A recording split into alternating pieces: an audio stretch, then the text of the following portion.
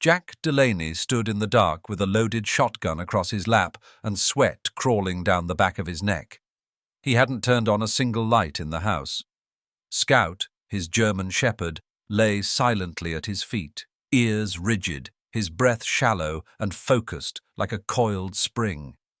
Outside, the wind whispered through the pine trees with a strange, wheezing sound, like something alive trying not to be heard. The power had cut out 3 hours ago. The storm had come and gone, but the air still felt heavy, charged, as if the world was holding its breath. Jack sat by the window, unmoving, watching the yard, watching the ruins of the past settle, and listening, not for thunder, not for the groan of timber from his aging house. He was listening for footsteps. They weren't coming, not yet. But Jack had lived long enough, fought long enough, to know when something had shifted, and something had. 12 hours earlier, the day had started like most others. Jack woke up before the sun, brewed his black coffee without cream or apology, and sat out on the back porch. Scout dropped beside him like always, tail thumping softly against the wood, his breath slow and warm. The ocean was just visible through the trees, calm and distant. The pine needles shimmered with dew. Silence. That was the whole point of Maine. That was why Jack had come back after 20 years of war and wandering, not to be near people, but far from them. The Delaney house sat on a wind-beaten bluff outside of Keene Harbor, about as far east as civilization dared stretch its fingers. The house was an old 2-story frame job built by his grandfather in 1947, more bones than beauty, but solid. Paint stripped clean from most of the siding, roof shingles curling like burnt paper, the chimney leaning just enough to make you uneasy. Jack had patched it up just enough to live in, but not enough to feel attached. He didn't want comfort, he wanted distance. Scout barked once, short, alert, and Jack looked up. The trees were swaying, not gently. A wind had kicked up, sudden and cold, and the sky, which had been pale and clean an hour ago, now bruised to a dull, purple grey. Jack watched the storm roll in like an enemy he'd fought before, not with fear, just readiness. By nightfall, the storm had turned feral. Rain slammed the windows like fists. The trees bent as if begging for mercy. The house creaked and shuddered. Jack sat with Scout in the living room, flashlight resting on the floor beside him. The power had failed just after sunset. Every crack of thunder hit Jack in the chest. His mind betrayed him, layering past sounds over the present. Mortar fire, choppers, radio static, the dull roar of distant IEDs. He gritted his teeth. "Stay with me," he murmured, but he wasn't talking to the dog. Scout nudged his hand anyway, as if he knew. And maybe he did. Jack closed his eyes and pressed his forehead against Scout's. The dog's presence was grounding, solid muscle, warm breath, no judgment. "You're real," Jack whispered. "You're here." Together they waited the storm out, man and dog against the howl of nature and whatever shadows it tried to bring with it. The next morning, the yard looked like it had survived a small war. Pine branches everywhere.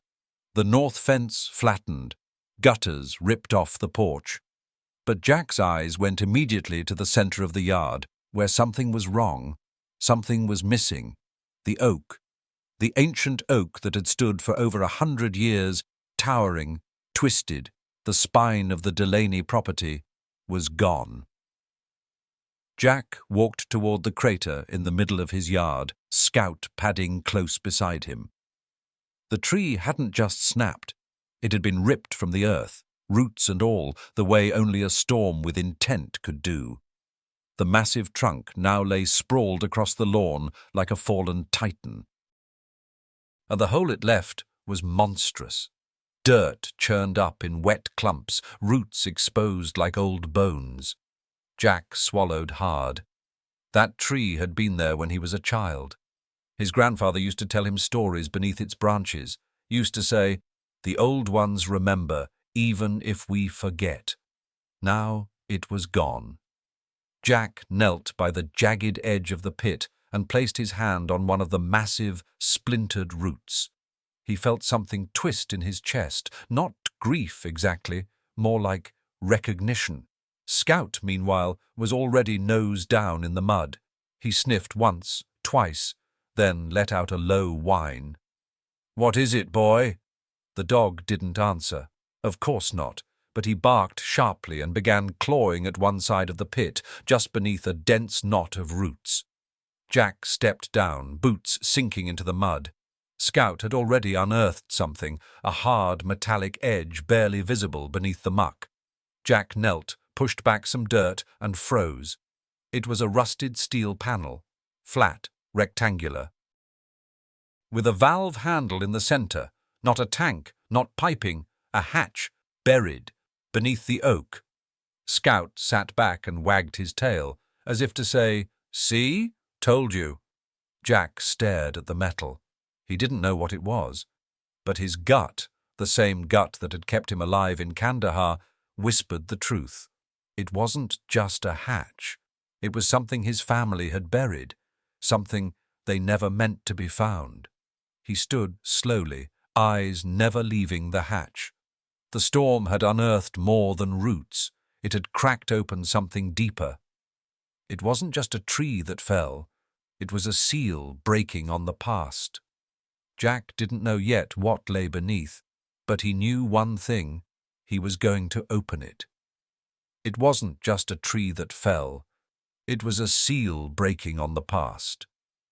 Jack Delaney repeated the sentence out loud, as if saying it would make the world slow down for a second, but nothing slowed. Not the wind, not the spinning in his gut, not the damned dog scratching harder at the edge of the hole like something was calling to him from below. Scout barked again, short and clipped, like a warning. Jack stepped down into the crater, ignoring the cold mud soaking through his boots. His fingers wrapped around the rusted handle at the center of the steel panel. It was heavy, stiff with age and rot, but the storm had done most of the work already. A deep groan echoed as he twisted it. The hatch cracked open. Cold air rushed upward, damp and sour, the scent of time left in a box too long. Jack stood still for a second, letting his senses adjust. Below, a metal staircase disappeared into darkness. He clicked on his flashlight. "Stay," he told Scout firmly. Scout didn't like that. His ears flattened, tail low, body tense, but he obeyed. Jack started down the stairs. Each step creaked in protest, steel whining under his weight. The flashlight beam bobbed with his slow descent, revealing concrete walls covered in condensation, some parts streaked with rust.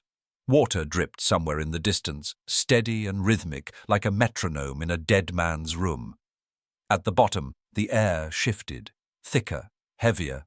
Jack's breath turned visible in the cold. He swept the light across the room. It was a bunker, not just a hole in the ground, a real constructed fallout shelter. About 20 feet long and half as wide, built like a submarine interior. There was a desk, a shelf of sealed rations, a steel cabinet, and, most chilling of all, a single cot with a thin wool blanket still folded neatly at the end. Jack moved to the desk. Dust caked every surface. He brushed some aside and saw a single object resting in the center, an old US and military ammo box. The latch stuck, then popped open with a snap. Inside, a leather-bound notebook, the cover cracked and worn, but the initials JD were still faintly etched in the corner. Jack's hands stilled.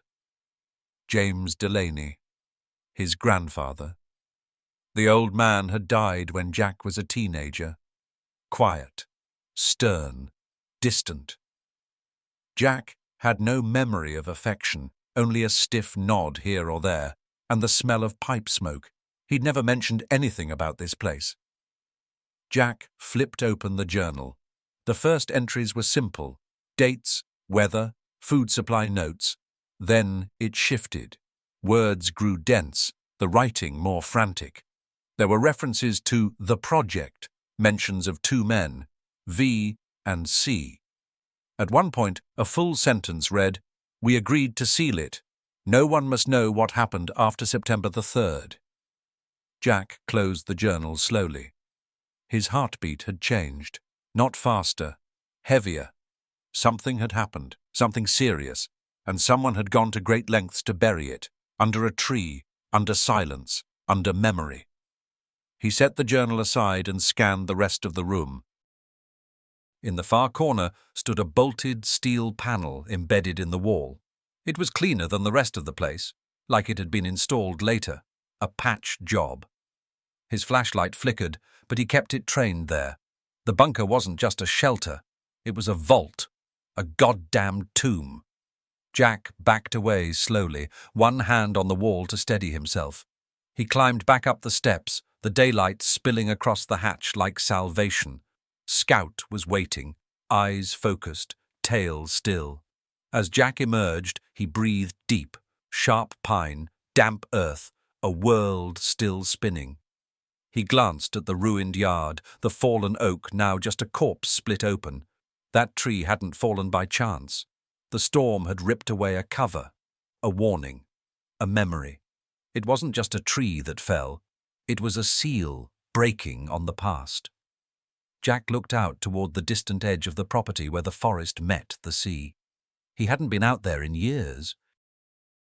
Now it felt like everything on this land was whispering, finally, after decades of holding its breath. He carried the notebook inside.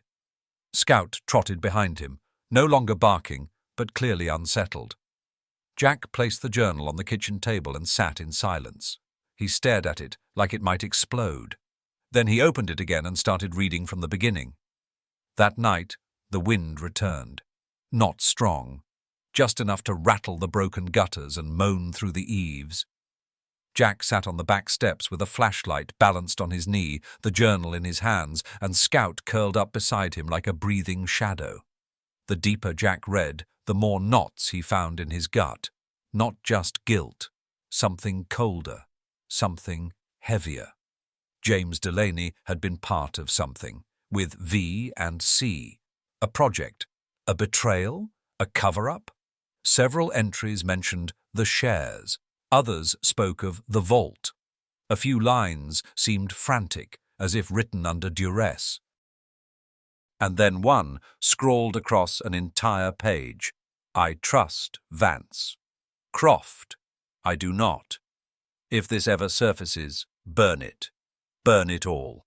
Jack froze. Vance. Croft. Even if only initials, the names carried weight, sounded like families, sounded like history, sounded like trouble. He was about to close the book when Scout growled. Low. Dangerous. Jack turned. Headlights. A car, no, a truck, was pulling slowly down his gravel driveway. Jack stood, heart thumping. He reached for the shotgun just inside the door. Not paranoia. Muscle memory. Scout moved to the edge of the porch, ears high. The truck parked halfway up the drive, engine still running. A woman stepped out. Alone, mid-30s. Long coat. Confident walk. She carried a large envelope and a leather satchel. Jack didn't move. She stopped at the edge of the steps. I'm Claire Whitmore, she said. I think our families knew each other a long time ago. Jack didn't answer. She reached into her coat, slowly, and pulled out an old black-and-white photograph. It showed 3 men standing in front of this house, younger versions of James Delaney and, presumably, V and C. Claire looked him dead in the eyes. I believe we have something buried in common. I came here to escape war, not to dig up another one. Jack Delaney held the photograph in his hand, the black-and-white image stiff and curling at the edges. The 3 men stared back at him, frozen in time. His grandfather, James Delaney, stood in the middle, face tight as ever. On the left, a man with square shoulders and dark eyes, likely Walter Vance. On the right, the third man wore a half smile, eyes too confident, that must have been Croft. The photo was dated July 1962, scrawled in pencil on the back. Claire stood across the table, arms crossed, not speaking. She didn't have to. The silence was doing the work. Scout paced near the door, still unsettled by the storm and the stranger. Jack finally looked up. "You drove all the way out here with this photo. Why?" Claire hesitated before answering. "Because I think there's something buried here. Not just physically, but historically. Something they tried to hide." Jack exhaled slowly. "What do you know about my grandfather?" Claire sat. "Not much, but I know what my grandfather did. Walter Vance wasn't just a businessman. He was a fixer, a man who cleaned up messes for other powerful men, and made sure no one ever found the dirt." She pulled a folded sheet of paper from her satchel. "I've been digging through archives, government filings, land records, and last week I found this." She slid the document across the table. It was a legal agreement, old, brittle, scanned from microfilm, 3 signatures at the bottom: James Delaney, Walter Vance, Julian Croft, joint ownership, undisclosed asset, restricted access. Effective until January the 1st of the following year. The clock was ticking. Jack leaned back in his chair, staring at the ceiling. "So you're telling me they sealed something together? Here, on my land?" "I think so," Claire replied. "And from what I can tell, they made sure no one could touch it until after all 3 were dead." Jack tapped the paper. "Well, 2 of them have been dead for decades." Claire's eyes narrowed. "And Croft?" Jack's jaw tensed. "Julian Croft died 5 years ago. Cancer. His son, Ethan, took over the business." Claire nodded, lips pursed. "Then we're just in time." Jack stood and walked to the window. The sky had turned slate grey again. The storm was long gone, but the land still looked scarred, like it had been wounded and didn't know how to heal. "I came here to escape war," Jack muttered, "not to dig up another one." Claire watched him closely. "Maybe it's the same war. Just different uniforms." They stood in silence for a moment, both aware of the weight pressing down on the room. Jack turned back to the kitchen table, grabbed the leather journal, and dropped it in front of her. "You said you were looking for something. Start here." Claire opened it carefully, flipping past the early pages. Her eyes widened. "These aren't just notes. They're coordinates." Jack nodded. "I thought so, but not normal ones. Looks like he was using a kind of carpenter's grid, old-school measurements." She pulled a pen and notepad from her bag and started copying numbers, angles, converting feet and inches into a rough sketch. Her background in historical architecture kicked in. "If I'm right," she said, drawing a box and circling a point near the center, "then this wall in the bunker might be hiding something behind it." Jack stared at the sketch. "You sure?" "No, but I'm confident enough to pick up a sledgehammer." They waited until early evening. The wind had died and the temperature dropped to a bitter chill. Jack grabbed the heavy flashlight, a crowbar, and an old pry hammer from the barn. Claire followed with her notes and a small recorder, the historian's instinct kicking in. Scout led the way, bounding toward the crater with renewed focus. The hatch creaked open with a reluctant groan. Jack descended first, flashlight cutting through the shadows like a blade. Claire followed carefully, her breath visible in the cold air. The bunker was just as Jack had left it, the cot, the desk, the cabinet. But now they knew where to look. The panel in question was about 4 feet wide, flush with the concrete, sealed with rusted bolts and what looked like improvised reinforcement. Jack ran his hand along it. "This patchwork doesn't match the original structure. They put it in later." Claire took photos, careful not to disturb anything yet. "If they sealed something in here, it's behind this." Jack took a deep breath, raised the hammer, and brought it down against the seam with a sharp, echoing clang.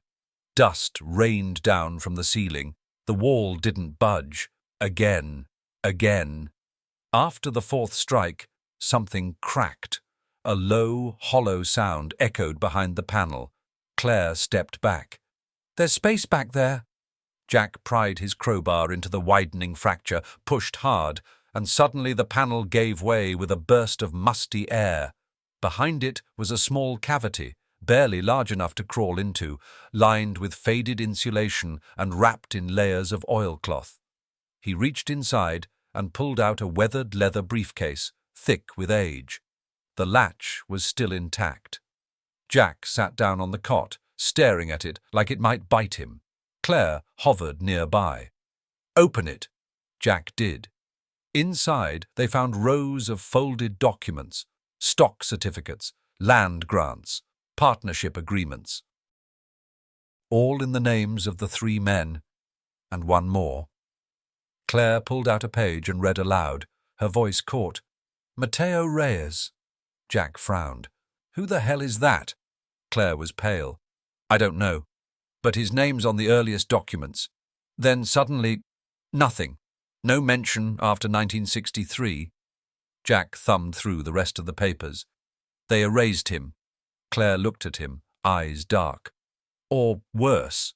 At the bottom of the case was a reel-to-reel tape, labelled in faded ink, October 14th, 1963, W.V. Walter Vance's initials. Claire's hand shook slightly as she picked it up. "There's more buried here than documents." Jack nodded, staring at the dark corners of the bunker. "And we just started digging." Back above ground, they loaded the briefcase into the truck. The sky had darkened again, the wind stirring through the trees like a whisper. Jack felt something shift inside him. Not fear, not even dread. Purpose. The kind of purpose he thought he'd left behind in the desert. Tomorrow, they would find a way to play that tape. And maybe, just maybe, they'd finally hear the voices that silence tried to bury. "Your grandfather and mine built something together. And now, we inherit their silence." Claire's voice was calm, but the weight behind her words hit Jack like a hammer to the chest. He stared at her across the kitchen table, where the briefcase sat open like a coffin filled with secrets.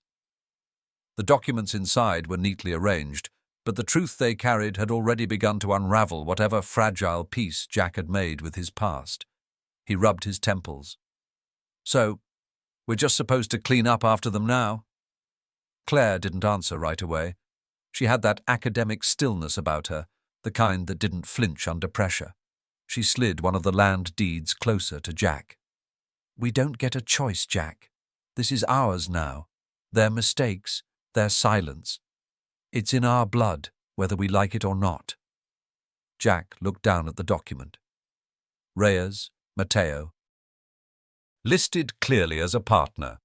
Then, abruptly, his name vanished from the later contracts.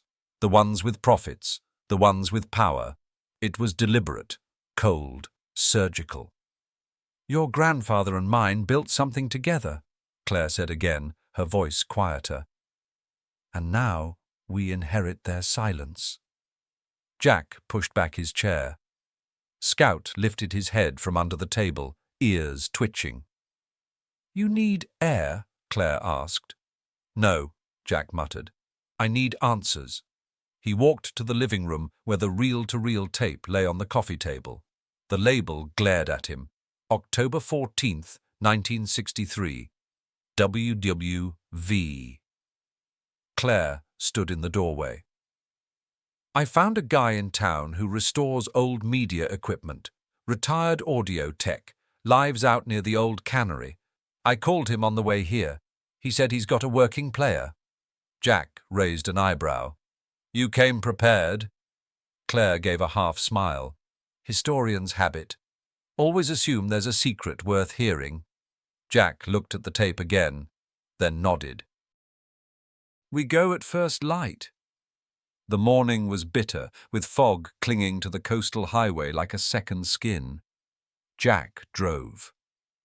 Claire sat in the passenger seat with the tape clutched in her lap, as if afraid it might dissolve if she let go.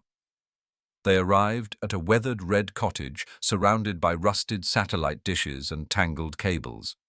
The man who answered the door was in his 70s, with snow-white hair and a faded NASA sweatshirt. His name was Marvin. "You bring coffee?" he asked, squinting at them. Claire handed him a paper cup. He grinned. "Smart girl. Come on in." Inside, Marvin's house looked like Radio Shack had exploded. Every surface held a reel, a spool, or a tangle of wires. In the back corner stood the machine they needed, pristine, humming, sacred. Jack handed him the tape. Marvin inspected it like a jeweler inspecting a diamond. "Good shape. Someone stored this right." He threaded it onto the machine with careful fingers, adjusted the dials, and hit play. Static, then a click, then a voice. "This is Walter Vance. October 14th, 1963, recording under protest." Jack's fists clenched. Claire leaned forward. The voice continued, shaky but clear. "Mateo is gone. Croft says it was an accident, but I know better. It wasn't supposed to happen like this. We were supposed to vote, 3 ways. But Croft wanted it all, and James didn't stop him. Hell, he helped him bury it." Mateo? God, Mateo didn't deserve that.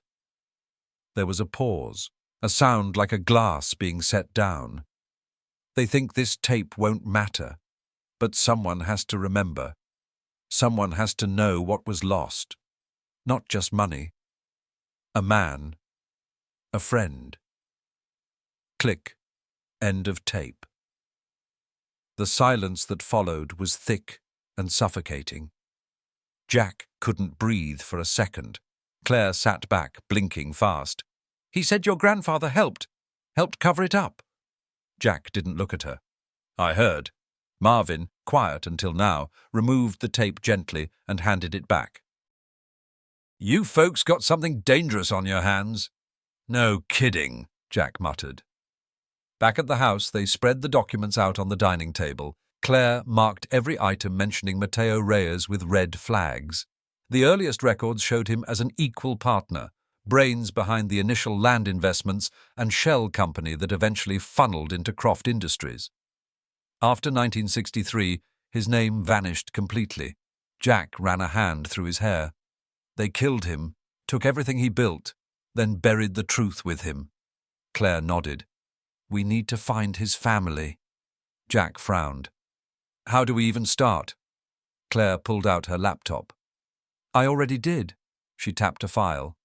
"Sophia Reyes, Mateo's granddaughter, retired schoolteacher, lives less than a mile from here, end of Blakely Road." Jack blinked. "Wait, you're telling me she's been right here this whole time?" Claire gave a grim smile. "Sometimes the ghosts don't haunt from afar." "They live down the street." The walk up to Sophia Reyes's house was quiet. A neat cottage, faded blue paint, flower beds trimmed with care. It didn't look like the kind of place that held decades of buried grief. Sophia answered the door herself. Late 70s, silver hair in a loose bun, clear, intelligent eyes. She looked from Claire to Jack, then down at Scout, who stood silently by Jack's side. "I knew you'd come eventually," she said softly. Jack cleared his throat. "Ma'am," she waved him inside. "Call me Sophia." They stepped into a living room that smelled of cinnamon and old paper. Photos lined the mantel, family, children, military portraits. But one black and white frame stood alone. A young man in a wool coat. Mateo. Claire took out the tape. Sophia stopped her. "I don't need to hear it. I already know what they did." Jack stood frozen. "How long have you known?" Sophia looked at him. "My father knew Mateo. They were cousins. After Mateo disappeared, James Delaney came here. Told my father he'd been relocated, witness protection, some federal story, but my father saw through it, said Delaney couldn't look him in the eye. Claire's voice was gentle. Why didn't he go public? Sophia sighed.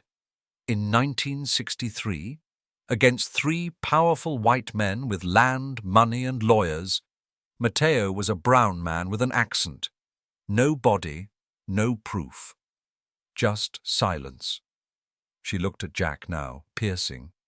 But now, you have proof, and the power to do something.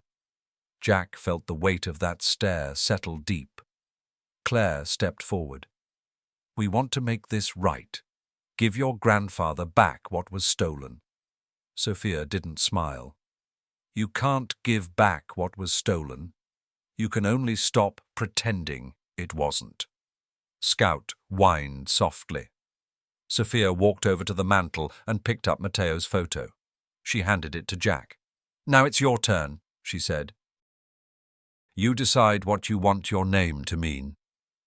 That night, back at the house, Jack sat in silence, the photo of Mateo Reyes propped up on the kitchen table. Claire poured 2 fingers of bourbon and slid a glass his way. You okay? No, Jack said, but I know what we need to do. She raised an eyebrow. We go public, every document, every tape, every deed. Claire nodded slowly. You're sure? Jack looked out the window toward the fallen oak. We spent 60 years pretending it didn't happen. That ends now. Outside, the wind began to stir again, but this time it didn't feel like a warning. It felt like a beginning. The numbers weren't just measurements. They were guilt, measured, marked, and buried. Jack stared at the notebook again, the old leather cracking at the spine, each page thick with time and tension. The coordinates, angles, depths, all handwritten by James Delaney, his grandfather. Each number had once meant nothing to him. Now they felt radioactive. Claire sat across from him at the table, hunched over her notes, red ink spiderwebbing across a sketch of the Delaney property. The map she'd drawn, based on the journal and the land deeds, showed more than just topography. It told a story in shadows. Scout lay under the table again, tail twitching like he sensed something was off. Again. The math's too precise for a casual hiding place, Claire muttered. These aren't just field notes. He was engineering something. Jack's jaw tightened. My grandfather was a carpenter, not an engineer. Claire met his eyes. Then maybe he was both. Outside, the sky was clear and cold. The wreckage from the storm still lingered, broken limbs, torn fencing, and the crater where the oak had fallen, revealing the bunker beneath. But there was something else now, something deeper. Claire tapped a point on the map. This section right here, behind the north barn. See the angle between these 2 fence posts. Combined with this set of notes, 14 degrees off east, 10 feet down, I think there's something else buried there. Jack stared at the map. We've already found the bunker. What else could there be? Claire hesitated. I think the bunker was just the vault for the records, but this might be the thing they were protecting, or hiding. Jack stood. Let's find out. They moved through the property under grey afternoon light. The barn, long disused, leaned slightly on its foundation like it, too, was burdened by history. Jack remembered playing near it as a kid. His grandfather never let him inside, always said it wasn't safe. Too many rusted tools, too many memories. Now, it felt like a crime scene. Claire walked with her map in hand, carefully aligning their position with her notes. Jack carried a shovel, not a symbolic one, the real kind, meant for digging secrets out of the dirt. Here, Claire said. She marked the spot with her boot. Jack drove the shovel into the soil. It took less than 10 minutes. The blade struck something solid, metallic, not stone, not root. Jack knelt down and scraped away the dirt with his hands. A lid, another hatch, smaller than the bunker's but just as deliberate. a square steel door with a recessed handle and a rusted locking mechanism. Jack's breath caught. Claire knelt beside him. "This isn't random. It's exactly where the numbers led us." Jack wiped the grime from the handle. "Your grandfather was a fixer, mine was a carpenter, and Croft was the one with money." "And Reyes," Claire said softly, "was the one with vision." Jack nodded once, then pulled hard. The hatch opened with a shriek that cut through the stillness like a scream. Inside was a cavity, lined with concrete. No steps, just a chest. Large, rectangular, reinforced with steel brackets and sealed shut with 4 thick clasps, like a safe from a bank that had never existed. They lowered themselves in. Claire ran her fingers along the edge. No markings, no labels. Jack unlatched the clasps one by one. The sound echoed. Then he opened it. Inside were stacks of ledgers, bound in red leather, government seals on the covers, and beneath them a large sealed envelope marked Confidential, Department of Energy. Claire's breath caught. They weren't just hiding money. This is federal, classified. Jack stared. Jesus! Claire opened the envelope carefully. Inside were diagrams, blueprints, a project name, Cassius Initiative, stamped and redacted in places, but enough visible to tell the truth. Weapons development, Cold War era, nuclear adjacent. Claire whispered, "Mateo wasn't just investing in land. He was designing something for the government." Jack rubbed his jaw. "And Croft took it, turned it into something profitable, buried the rest." "And Mateo?" Claire asked. Jack didn't answer. He didn't need to. The last item in the chest was a photograph. The 4 men, James Delaney, Walter Vance, Julian Croft, and Mateo Reyes, standing in front of a half-built structure, presumably the vault. Mateo's hand rested on a rolled-up blueprint. On the back, "For our children, if we deserve them." Jack stared at it for a long time. Back at the house, they laid everything out on the table. The papers, the photos, the ledgers, the envelope. A lifetime's worth of deceit catalogued and exposed. Scout sat on the porch, watching the tree line. Jack leaned against the doorway, eyes hollow. "My whole family. We lived on this land, had holidays, fought over dumb things, paid taxes, and it was sitting on top of a goddamn weapons program." Claire nodded. "Built by people who thought they were doing something noble, until it went sideways." Jack's voice dropped. "They killed Reyes to keep it buried." Claire looked up. "We need to talk to someone who understands what these documents mean. Legally. Historically. Politically." Jack nodded. "You got someone in mind?" Claire paused. "I might, but he won't like it." Jack didn't hesitate. "Let's bring him in." Claire gathered the documents carefully into folders. Her hands trembled slightly. Not fear, urgency. "You think Ethan Croft knows about all this?" Jack asked. Claire looked at him. "He doesn't just know. I think he's waiting for us to bring it to him." As night fell, they double-locked the house. Jack stashed the ledgers inside the old wood stove, unlit. Claire hid the Cassius documents in a sealed toolbox in the barn. Not paranoia. Strategy. Jack couldn't sleep. He stood by the window long after midnight, watching shadows stretch between the trees. Claire stepped in beside him. "You think there's more?" she asked. Jack didn't answer for a long time. "The numbers weren't just measurements," he said finally. "They were guilt, measured, marked, and buried." Claire nodded. "Then we better start unearthing all of it." Outside, Scout growled. Headlights appeared at the edge of the long driveway. Slow, deliberate. Claire reached for her coat. Jack picked up the shotgun. "We've got company," he said. "The devil doesn't knock anymore. He sends lawyers and smiles like he's family. Jack opened the door before Ethan Croft had a chance to pretend he wasn't already halfway up the steps. The man didn't flinch, didn't blink, just smiled, a slow, polished grin made for boardrooms and obituaries. "Jack Delaney," Ethan said, extending a hand. "Been a long time coming." Jack didn't shake it. He didn't blink either. Ethan lowered his hand, still smiling. "No hard feelings. You look just like your grandfather. You know that?" Behind Jack, Scout stood silent, eyes fixed on Ethan's every move. Claire stepped into the hallway, arms crossed, her expression a mix of suspicion and calm calculation. Ethan noticed. "You must be Claire Whitmore.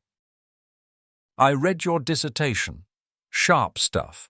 Obsessive, but sharp." Claire didn't respond. Jack's voice was flat. "You didn't come all the way out here just to hand out compliments," Ethan chuckled. "No, I came to help." "Help?" Jack repeated. "That what you call it?" Ethan stepped inside without waiting for permission. Jack didn't stop him. Let the snake into the den. Easier to keep eyes on it that way. The moment Ethan crossed the threshold, the mood shifted. The temperature didn't drop, but it felt colder. Ethan's eyes scanned the room, every corner, every shadow.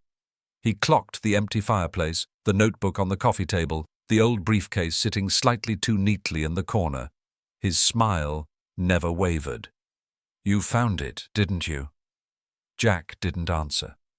Ethan turned toward him, still casual.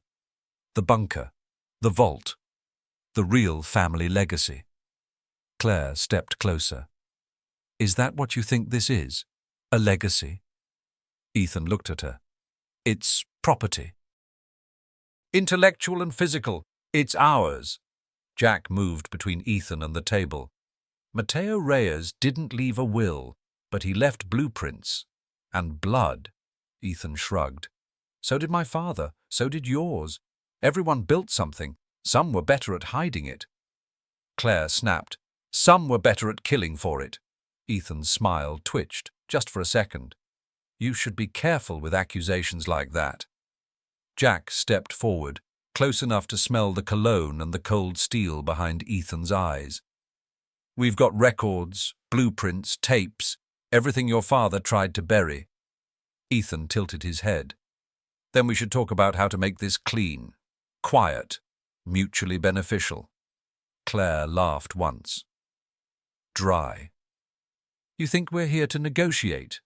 "I think you're smart enough to know what happens if this goes public," Ethan said, folding his arms. "You'll be sued into dust before you make it to a single microphone. You'll be buried in injunctions. You won't even own your own last name by the time my lawyers are done." Jack didn't move. "So that's the play? Threaten us with a smile and walk away with history?" Ethan stepped back slowly. "I don't want to destroy you, Jack. I want to work with you." Claire stared at him. "Why now? After all these years?" Ethan's tone dropped. "Because something bigger is moving. The Department of Energy is sniffing around again. There's talk about reopening old Cold War black sites. What you found under that barn, it's not just dangerous, it's valuable. And the government doesn't like secrets it didn't create." Jack felt it in his chest. That tension, like before a firefight, the kind where you knew you wouldn't walk away untouched. "So what?" Jack asked. "You want us to give it to you instead?" "I want to protect the legacy," Ethan said. "Manage it. If you make this about moral debts, you'll drown in it. But if you treat it like what it is, leverage, we can all win." Claire stepped between them. "You don't get to win off a man you erased." Ethan's smile returned, full force. "That's rich, coming from a woman who published her first article off a massacre in Nicaragua." Claire didn't blink, but her jaw clenched. Hard. Jack snapped. "You've got 2 minutes to get off my property." Ethan adjusted his cufflinks. "Think it over. You've got something powerful here, but power without protection, it's just a liability." He turned toward the door, Scout following him to the edge of the porch, silent but vigilant. Before leaving, Ethan paused and looked back. "The devil doesn't knock anymore," he said softly. "He sends lawyers and smiles like he's family." Then he was gone. Claire sat on the couch, her hands still shaking, though she wouldn't admit it. Jack stood by the fireplace, gripping the edge of the mantel like it was the only thing keeping him upright. "We need to move it," Claire said finally. Jack turned. "The briefcase, the blueprints, the vault documents, we can't leave them here, not now." Jack nodded. "Agreed. Someone could come while we're asleep. Or worse, get a warrant." Jack looked outside into the tree line. The quiet was thicker than it should have been, like the forest was holding its breath again. "There's one place they won't look," Jack said. "My uncle's hunting cabin. Deep woods, no road access, no GPS. He used to use it during deer season. It hasn't been touched in years." Claire stood.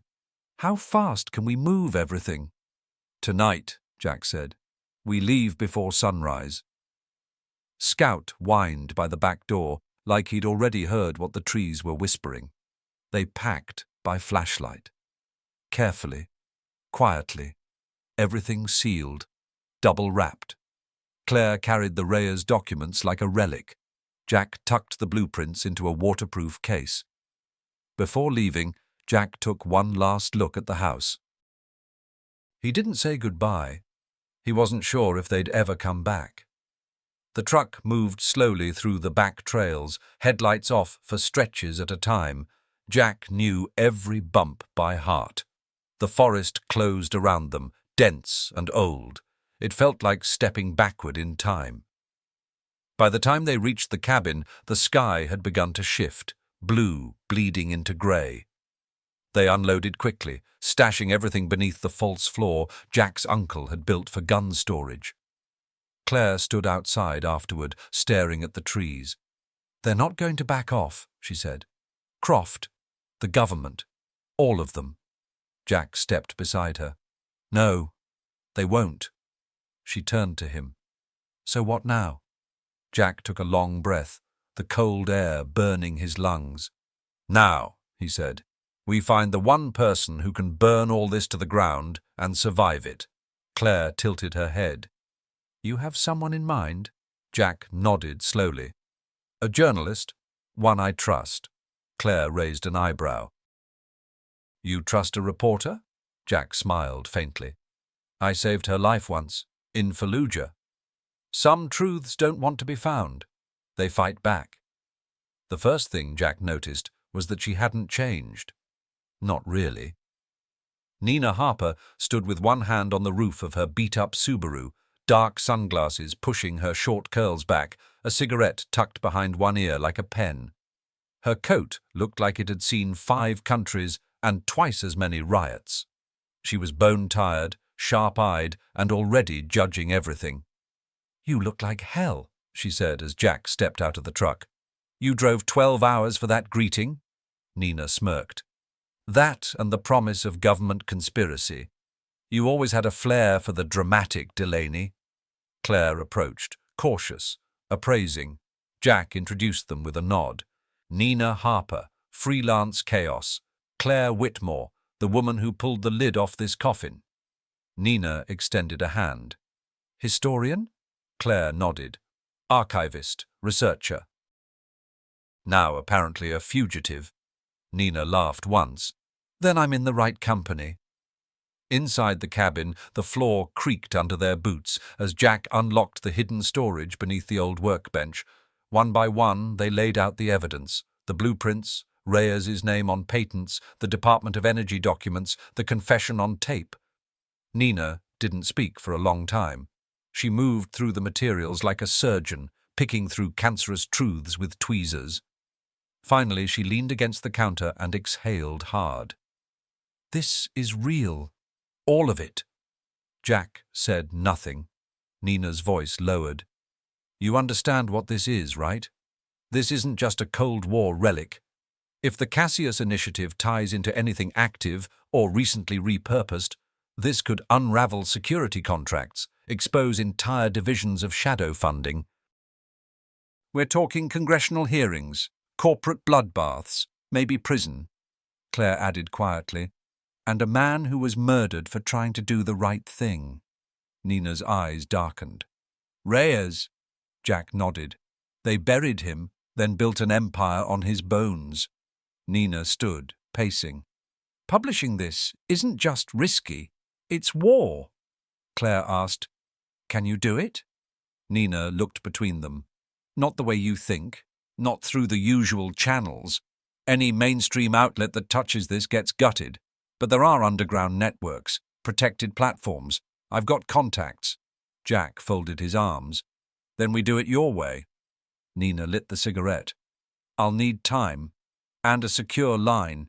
Once I start making calls, someone's going to notice. You've already stirred the beehive? Ethan Croft showing up like a lawyer with a gun? That means they're scared. Claire paced near the window. We've got maybe a day, 2 at best, before they try something bigger. Jack nodded. Then we move first. That night, they blacked out the windows of the cabin and ran encrypted calls through Nina's satellite rig, something she claimed she borrowed from a disbanded militia in Nevada. Jack didn't ask questions. Claire cross-referenced metadata in the blueprints, trying to find any proof of ongoing use. Nina coordinated with her sources, including a hacker who went by the handle Shrike. The plan was simple. Create a digital time bomb. Upload everything to a hidden server. Once triggered, the data would go public unless stopped manually every 12 hours by someone with Nina's encrypted key.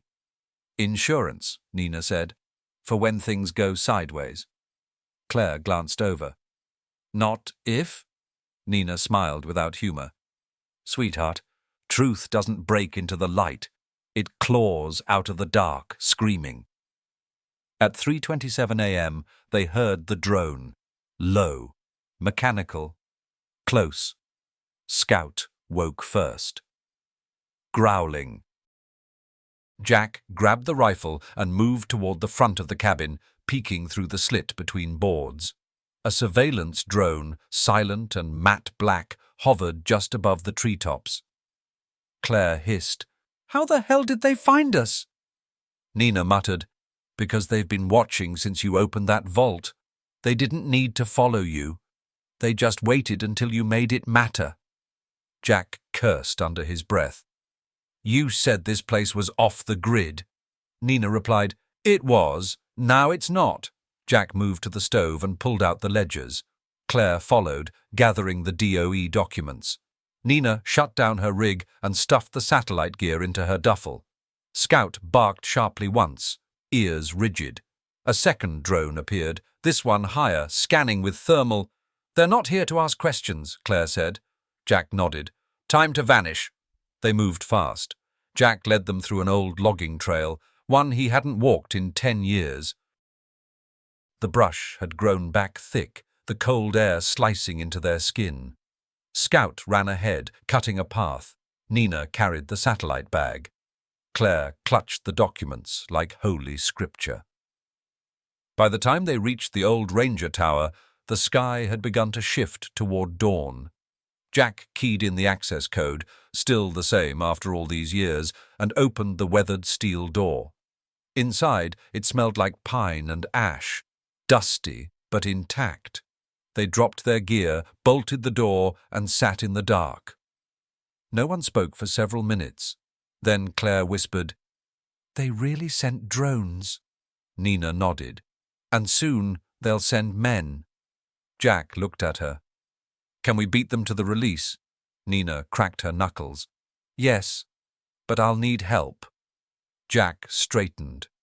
From who? She looked him dead in the eyes. Your ex. The lawyer. Jack's expression soured. Claire blinked. You have an ex who's a lawyer? Nina smirked. Not just any lawyer. Civil rights, constitutional lawsuits, and very little patience for billionaires with secrets.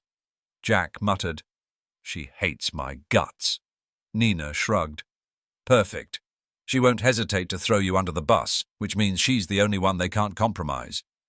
Jack exhaled. Fine. Make the call.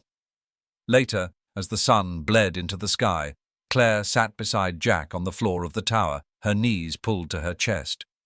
Do you think Matteo knew how dangerous this would be? She asked. Jack looked out the window at the tree line. Yeah, that's why he built it to outlast them. Claire traced her fingers along the photo of Matteo. Jack added softly, Some truths don't want to be found. They fight back. She looked at him. Then what do we do? Jack glanced toward Nina, already prepping for her next move. We fight harder. The dead don't lie, but the living, they rewrite history with clean hands and full pockets. Jack didn't want to call her. Not because he feared her reaction or the history between them, but because he already knew she'd say yes, not for him, but for the fight. That was always what drew Kate Holloway, the scent of injustice. He stood at the edge of the ranger tower, cell signal just strong enough to make the call. Claire sat nearby, organizing documents again for the 10th time, her anxiety hidden in motion. Nina was off in the corner, arguing in hushed tones over her encrypted comms with the kind of people who usually didn't use names. The phone rang twice before Kate answered. Jack, she said, flat. Kate, he replied, equally flat. A long pause. Then, you sound like you're calling from a bunker. Close enough, she exhaled. So, I've been hearing things. Drones. A hacked server. A conspiracy that's either pure gold or pure bullshit. Which is it? It's real. Another pause. Then, you need me? Jack hesitated. Kate answered for him. Send me everything. By midday, she was there. Kate Holloway walked into the Ranger Tower like she owned it. Dark blazer, jeans, boots meant for bad weather. No nonsense, no pleasantries. Scout didn't even bark. He just moved aside like he remembered her too. She dropped her laptop bag on the table, cracked her neck and said, Show me what you've got. For the next 2 hours, she read in silence. No gasps, no questions, just scanning, flipping, nodding to herself. When she reached the tape transcript and the blueprints, she stopped. I represented a whistleblower from the Department of Energy in 2012, she said. He died in a car crash in Arizona, 2 days after he tried to leak something about a buried project connected to Cold War experimental tech. Name started with a C. Claire asked, Cassius? Kate nodded. Couldn't prove it. But yeah, that was the whisper, the name that never made it into print. Nina added, They didn't just bury Matteo Reyes, they buried the whole damn program. And now Croft wants to own the silence. Kate looked at Jack. And your family helped him. Jack stiffened. Yeah. Kate's gaze didn't waver. You ready to take that truth public? Jack nodded once. Because if you hesitate, even once, Kate warned, you'll lose, not in court, in the public eye. They'll smear you, frame it like a disgruntled vet and a desperate historian trying to rewrite history. They'll question Reyes's integrity. Hell, they'll question his citizenship, and they'll use your grandfather's legacy as their shield. Claire said, We have the tape, the vault, the patents, the financial transfers. Kate shook her head. None of that matters if people don't believe you. Jack leaned forward. So, how do we make them believe? Kate opened her laptop. We make it personal. That night, they recorded a video. It was Jack in frame, direct, raw, unedited, no script. My name is Jack Delaney. I'm a veteran. I was raised on land that was stolen by men who lied and who killed to protect those lies. He spoke about Reyes, about the documents, the blueprints, about the men who smiled at barbecues while hiding bodies beneath oak trees. Claire appeared next, speaking to the paper trail, the maps, the logic, the proof. Then Nina, cold and fierce, laid out the chain of suppression. drones, threats, old surveillance records tied to Croft Industries. Finally, Kate stepped into frame. If something happens to any of us, this video and all attached documents are going live on every platform we can reach. Whistleblower protections have failed. The law has failed, but history won't be erased. They saved the file, backed it up 6 times, and encrypted it on a dead man's switch. Then they sent it to trusted contacts, along with a single instruction: wait for the trigger. The next morning, something changed. Jack was sitting on the tower stairs, coffee in hand, when Nina approached with a small box in her grip. Rusted metal, no markings. She found it under the bunk while searching for backup supplies. Inside, old photographs, yellowed, fragile. One in particular made Jack freeze. It was James Delaney, younger than Jack had ever seen him, standing beside Mateo Reyes, not at the vault, but at a protest, 1961. Holding signs that read, "No war profits and science for peace." James was smiling. Claire looked over Jack's shoulder. "That can't be staged." Jack said nothing, just flipped the photo over. On the back, a handwritten note.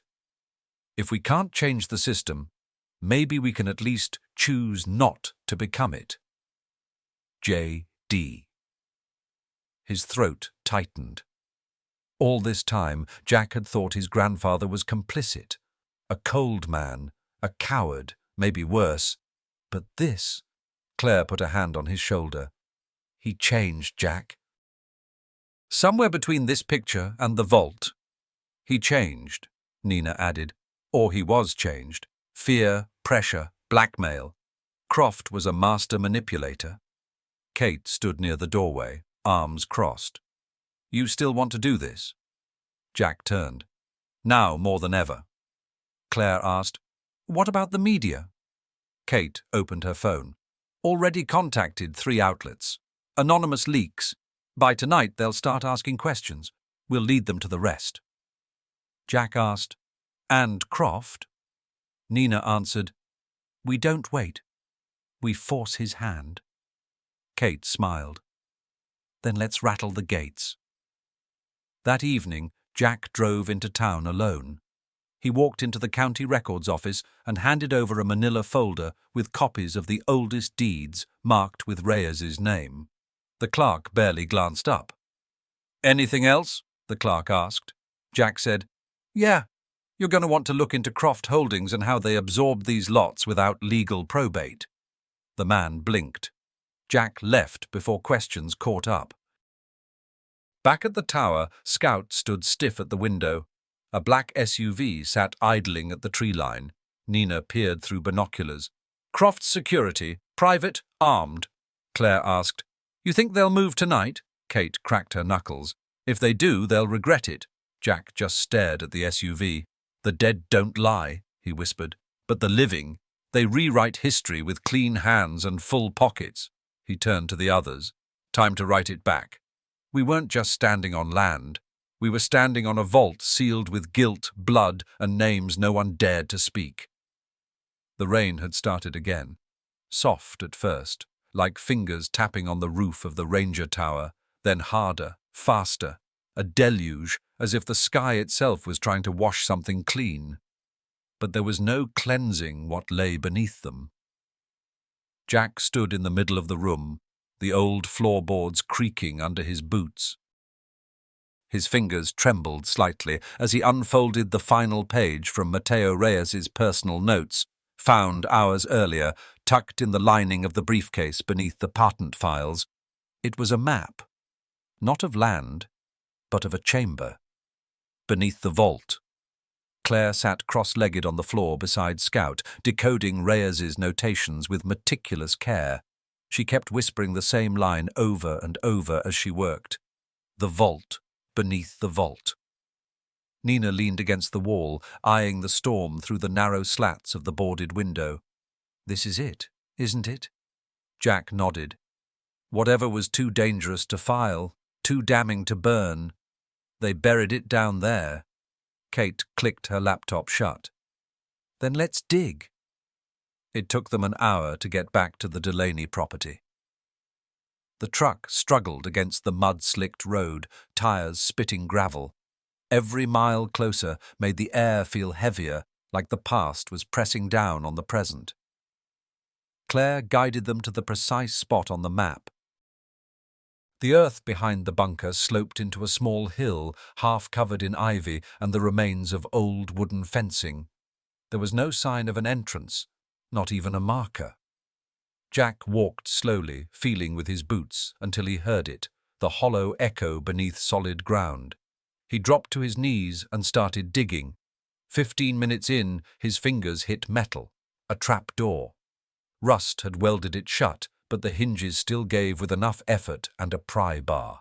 The smell that escaped was stale, ancient, like forgotten air from a time no one had the courage to revisit. They descended slowly, one by one. Scout stayed above ground, pacing the edge of the trees, watching. Inside, the passage was tight, barely wide enough for one person at a time. The walls were stone, lined with moisture, lined with rot. Water dripped from somewhere above. The light from their flashlights danced across the damp surfaces, revealing nothing and everything all at once. The path curved downward, spiraling gently into earth that felt like it hadn't been disturbed in decades. At the bottom, they found it, a door, steel reinforced, combination lock, no keypad, no keyhole. Jack stared at the dial. 1963, he muttered. Claire nodded. The year everything stopped. The year Reyes disappeared. Jack spun the dial. The lock gave with a hard click. Inside was a chamber the size of a small garage. Dust hung in the air like suspended regret. Shelves lined the walls, filled with boxes, reels of film, ledgers and audio tapes. In the center, a single chair and a body, mummified by time, slumped forward, still holding a small revolver. Kate stepped forward slowly. "Dear God," Claire whispered. "Who is it?" Nina knelt beside the body, scanning what was left. Military tags. Jack moved to her side, heart pounding. She held them up. James Delaney. Jack staggered back. "No," he muttered. "No. He died in 91. Stroke."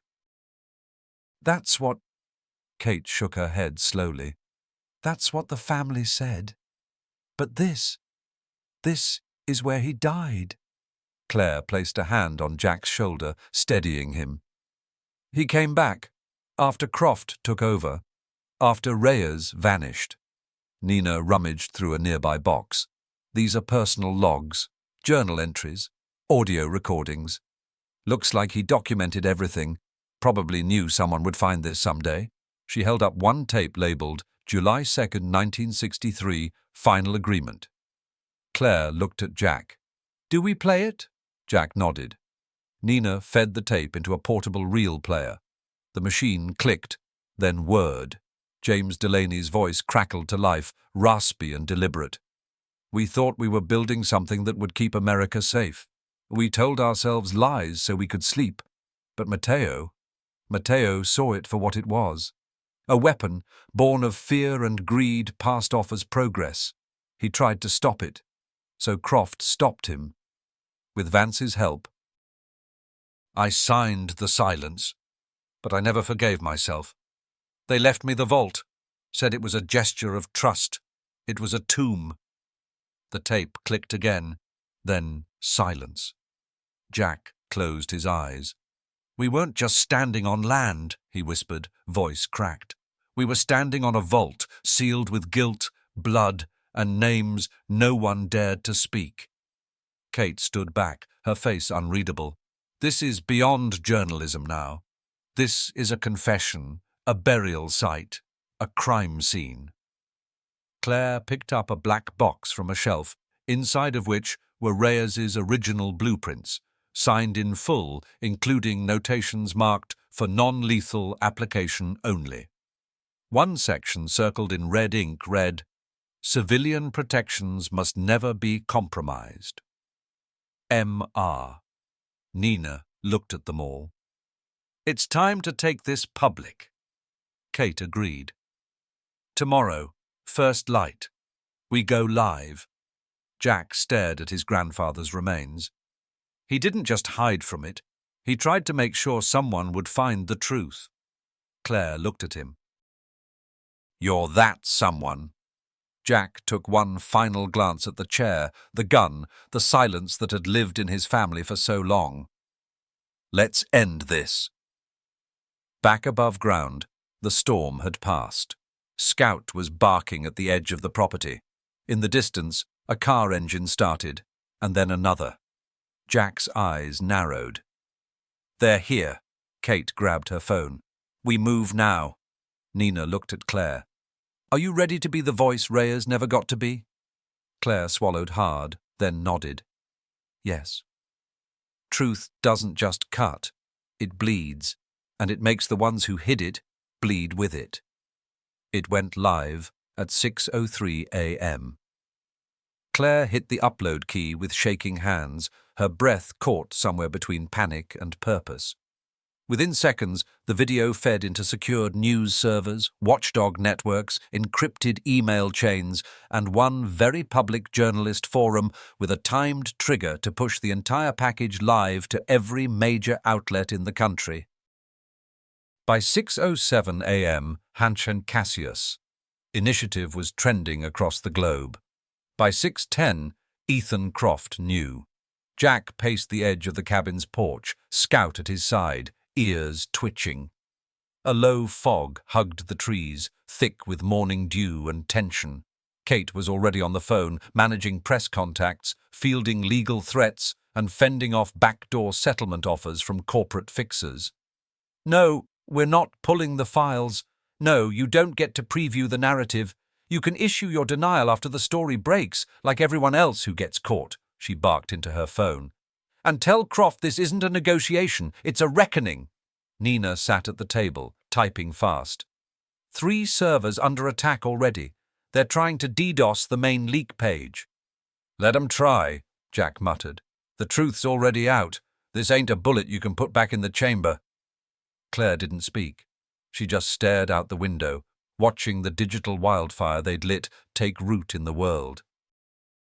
She'd spent years chasing ghosts in archives, piecing together the threads of Reyes's legacy. And now the world finally saw what had been built in secret, hidden under decades of silence and shame. But with light came heat. At 6:28 a.m., the first black SUV pulled up to the edge of the forest trail, then a second, unmarked, tinted windows, engines idling. Jack felt it before he saw it. That gut-tight pull. Instinct. "They're here." Kate snapped her laptop shut. "They'll want the originals, the vault, the confession tape." Nina was already packing her rig.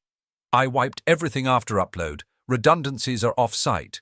They can't kill the story now, but they'll want to kill the people behind it." Jack grabbed his rifle, handed Claire a small flash drive. "You know the trail through Pine Hollow?" She nodded, brow furrowed. "Take this. Go with Nina. Cut through the ridge, circle south. Get to town, find a station, a newsroom, hell, even a library. Get somewhere public. Stay visible." Claire hesitated. "And you?" Jack looked out toward the tree line, watching the SUVs creep closer. "We hold the line." Kate checked her Glock and smirked. "Well, I did say I missed the fun stuff." Nina touched Jack's arm briefly. "Don't be a hero." "I'm not," he said. "I'm the son of a coward, trying to make it mean something." Then Claire was gone, ducking through the trees with Nina, Scout, flanking them. By 6:42 a.m., the first man stepped out of an SUV, dressed in black tactical gear, military precision, no insignia, then a second, then 4 more. Kate stood at the top of the steps, arms crossed. "I don't suppose you boys brought a warrant?" The lead man said nothing, just raised his hand, signaling forward movement. Jack raised his rifle, not at them, but just enough to say, "Don't." "You know this is all on record now," he called. "Live feed, multiple fail-safes. You shut us down. The rest still hits." "You want to make this look worse?" Still, they advanced. Kate whispered, "They're not here to arrest. They're here to erase."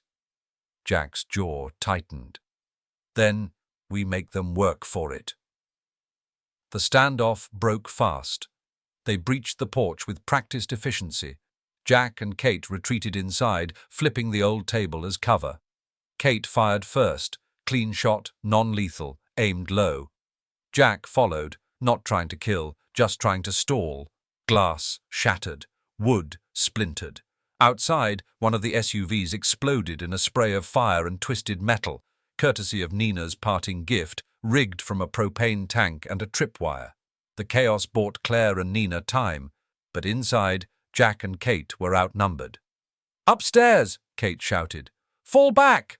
They moved, ducking fire, up the narrow staircase to the second floor. Jack slammed the door behind them, bolted it, braced it with a chair.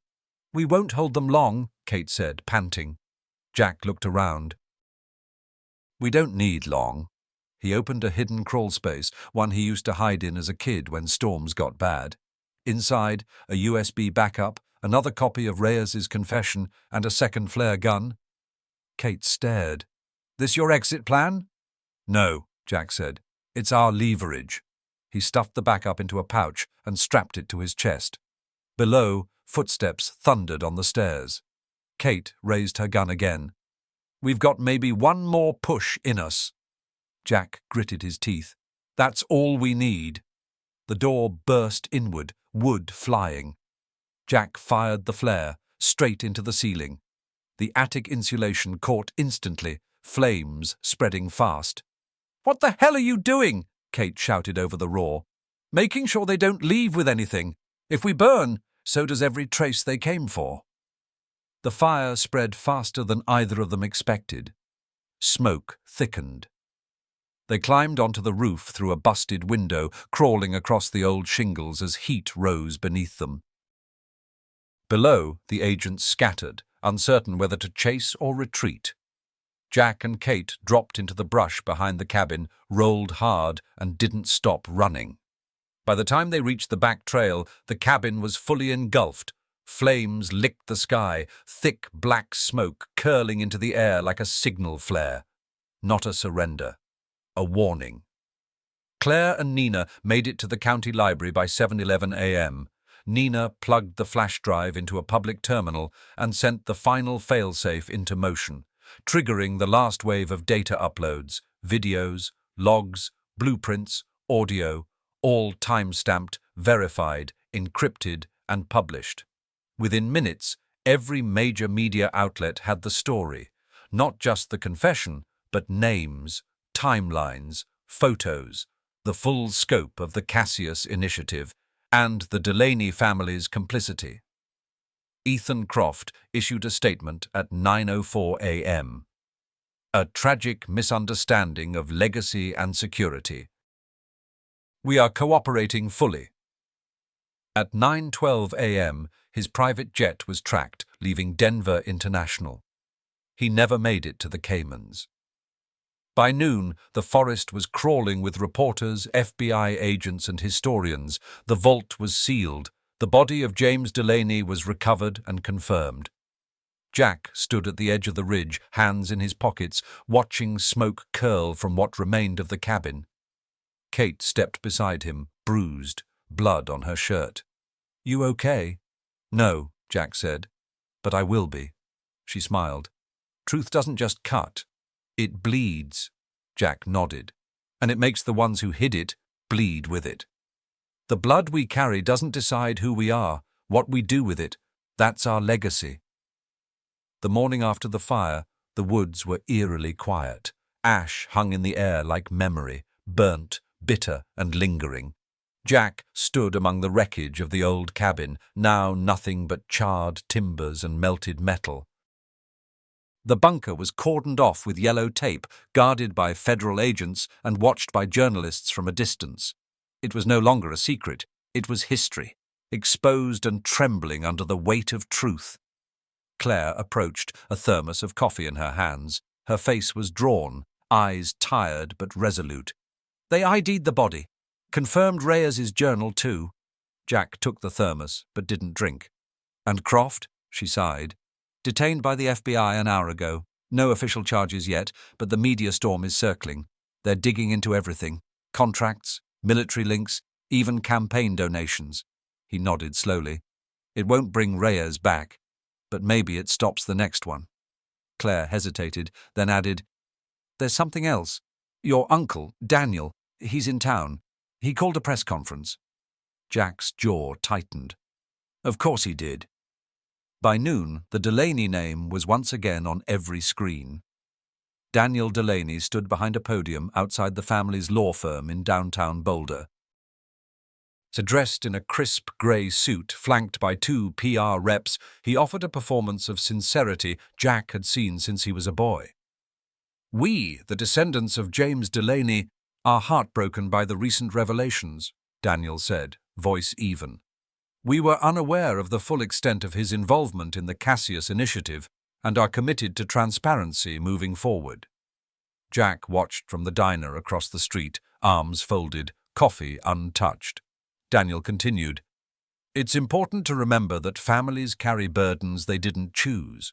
What defines us is how we rise above those burdens, how we atone for sins we never committed. Claire, sitting beside Jack, glanced at him. You gonna let that stand? Jack shook his head. He wants to whitewash the past, carve out the rotten parts and sell the rest like it's clean. But the blood doesn't wash out just because you say the words. Claire touched his hand gently. Then tell your version. An hour later, Jack stood on the same steps Daniel had used, this time alone. No PR team, no teleprompter, just truth. He faced the crowd of reporters, cameras flashing, microphones pointed like weapons. The silence was deafening. My name is Jack Delaney, he began, and I'm not here to salvage a name. The murmurs rippled. I'm here to bury a lie. He told them everything, about Reyes, about the vault, about Croft and the Delaney legacy built on shadows, about the confession, the cover-ups, the fake death certificate. He read from Reyes's journal and played the final audio from James Delaney's reel, letting the old man's guilt ring through the speakers. I thought my family was honorable, Jack said. Turns out they were just good at hiding the damage. Reporters fired off questions, but Jack raised a hand to silence them. The blood we carry doesn't decide who we are, he said, voice steady. What we do with it, that's our legacy. And I choose to break the pattern, not protect it. Then he walked away, leaving the microphones behind, letting the storm follow his silence instead of his words.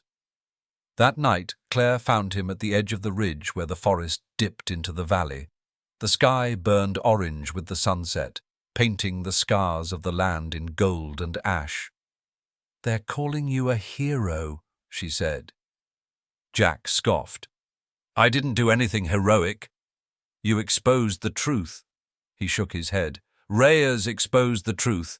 I just unburied it. Claire moved closer. It still matters. After a pause, Jack asked, You ever wonder how many more bunkers are out there? How many secrets like this are still buried? Claire looked out over the horizon. Every nation has ghosts. Some we honor, some we hide. What matters is what we choose to carry forward. Jack turned to her, eyes heavy with something between sorrow and peace. I used to think legacy was something you inherited, a bloodline, a name. And now? She asked. He smiled, faint and sad. Now I think legacy is what you leave behind when you stop running. Claire reached into her bag and handed him something, a photograph. Young James Delaney and Mateo Reyes, arms over each other's shoulders, smiling in the sun. Not soldiers, not traitors, just men who believed for a moment that they could change the world. On the back, Reyes had written, History isn't written by the victors, it's written by the ones who refuse to forget. Jack ran his thumb over the faded ink. Then he pulled out a lighter and held the photo to the flame. It caught quickly, curling into ash. Claire watched him. "Why burn it?" Jack's eyes didn't leave the embers. "Because I remember now. I don't need proof to believe anymore." The next day, the FBI released their full findings. Charges were filed against multiple executives at Croft Industries. The Department of Energy announced an internal audit spanning back 5 decades. Mateo Reyes was posthumously honored for whistleblower valor and national integrity. And Jack Delaney, he declined interviews. He went back to the land. With Scout beside him, he began tearing down what remained of the old fences and sheds, not to forget, but to rebuild, on truth, not silence. Nina sent a final encrypted message before disappearing off-grid again. "You cracked the surface. Let's see what else comes up." Kate left too, heading back to D.C., her hands full with lawsuits and depositions.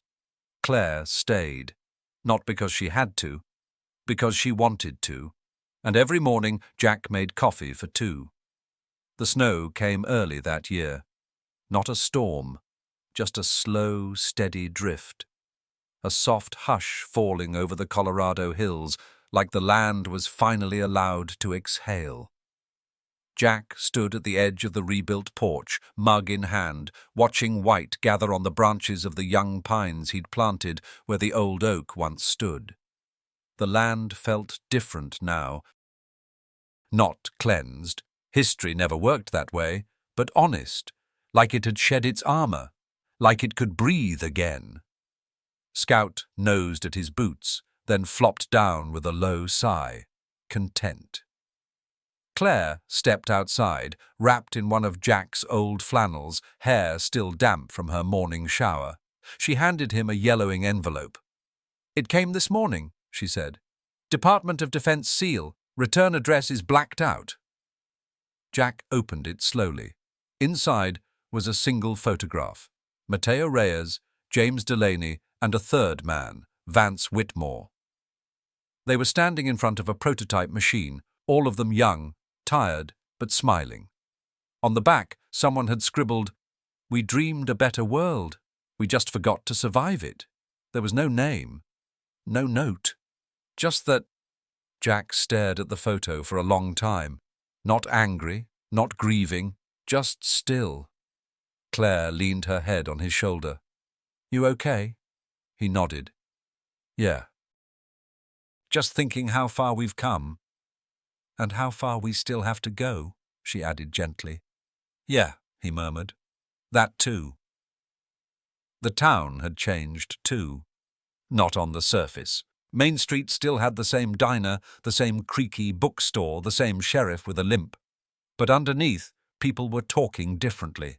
They were asking about the land, the military, the old myths people used to laugh off or whisper around bonfires. Schools added Reyes's name to the local curriculum. A statue was commissioned, not some heroic pose, just a bench. His journal, cast in bronze, left open in his lap. Truth wasn't a headline anymore. It was a conversation. Jack attended the dedication, stood in the back, didn't speak. When the mayor offered him a chance to come up, he politely declined. Later, a teenager approached him, maybe 17, lanky, nervous. "You knew Mateo Reyes, right?" the kid asked. Jack hesitated. Then, "I didn't know him the way I wish I had." "But I knew what he stood for." The kid nodded like that was enough. And maybe it was. That night, back at the cabin, Jack sat at his desk and opened a fresh notebook. Blank pages, sharp corners, clean. He didn't know what he wanted to write yet, but for once he wasn't writing to dig something up, or to expose, or to confess. He was writing because something deserved to be remembered. Claire entered quietly, placed a steaming bowl of stew on the table, and kissed the top of his head. "Tomorrow," she said, "the first excavation team from the Smithsonian arrives." Jack smiled faintly. That bunker's going to be a museum before long. They're calling it the Vault of Silence. He chuckled. Poetic. She sat across from him, pulled her feet up under the chair. Think people will care in 10 years? I hope they care more, Jack said. Not about the scandal, about the people. Reyes, the voices that didn't get to finish their story. Claire's expression softened. And your grandfather? Jack stared out the window for a beat. He made a mistake, a big one. Then he tried to make it right. He didn't succeed, but he tried. That matters. She reached across the table and squeezed his hand. You finished it for him. No, Jack said quietly. I didn't finish it. I just stopped it from being buried again. The next morning, the first flakes of a heavier snow began to fall. Jack stood outside as the Smithsonian vans crested the hill, tires crunching over gravel. Men and women in coats and gloves stepped out with reverence, not urgency. They moved toward the site as if entering sacred ground. Jack didn't join them. He stayed back, arms crossed, Scout beside him, watching as they uncovered what had once been a secret and now, finally, belonged to everyone. He thought of Reyes, who never got to see any of it, of Nina, out there somewhere still chasing whispers, of Kate, fighting battles in courtrooms and headlines because truth, once set free, needed protection too, of Claire, who believed in stories not just to uncover them, but to honor them, of himself, once a man weighed down by silence, now learning how to speak not just for the dead, but for the living. Later that day, he and Claire hiked to the ridge overlooking the entire valley. Everything was blanketed in white, still, pure, not perfect, but peaceful. Claire looked out across the land. Do you ever regret it, blowing it all open? Jack thought about that for a long time. Then, if the truth costs you everything, it was never yours to keep. Claire nodded. They stood there, side by side, until the sun dipped behind the mountains and the valley turned gold, then blue, then quiet. Jack Delaney never left the land again. But people came to him, students, journalists, even veterans, people looking for answers, or just for someone who wouldn't lie to them. He never pretended to have all the pieces, he just told the truth, as best as he could, and the land, it healed, slowly, but it did, not from forgetting, but from remembering well, because in the end, this was never just about what was buried, it was about what was chosen. Truth over silence, legacy over shame, memory over myth. A reminder that every buried secret is a choice, and every choice becomes history. Only question is, who writes it? And who still has the courage to tell it right, even when no one else wants to listen?